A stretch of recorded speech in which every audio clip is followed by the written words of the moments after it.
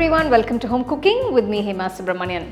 Today I'm going to share a very simple and easy to make one-pot dish. This is an all-in-one tomato curry.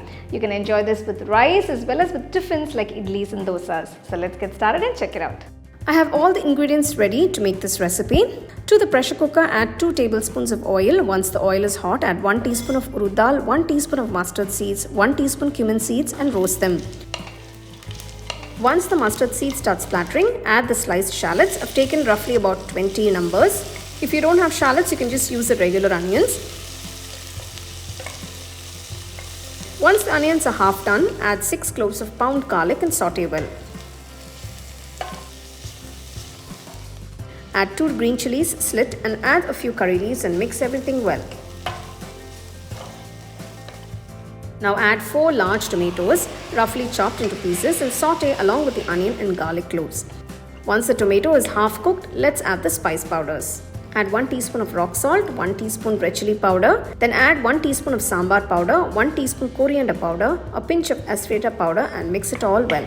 Saute till the tomatoes become soft and mushy. You can adjust the salt and spice according to your taste. At this stage, add some water. Keeping the flame on medium, add 1.5 cups of water and mix again.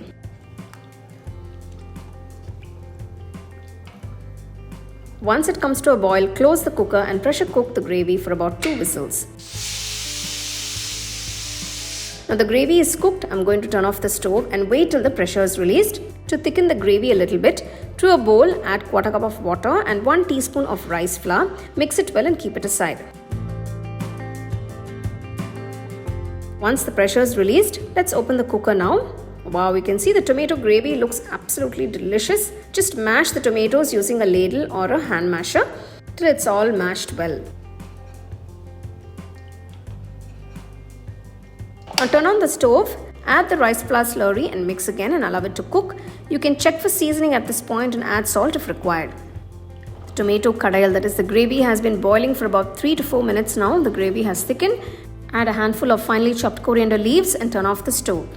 There you go, here is a tasty and tangy tomato kadayal. That is the gravy that is ready to be served nice and hot with some nice soft spongy kaldosa.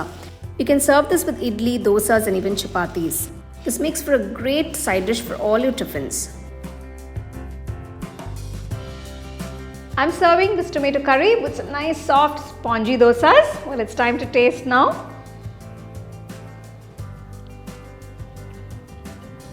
Wow, that's a perfect combination.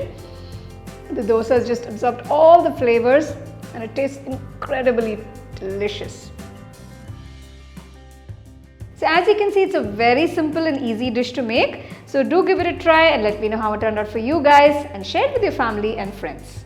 So for more exciting and wonderful recipes, subscribe to my YouTube channel and click on the bell icon to get your notifications.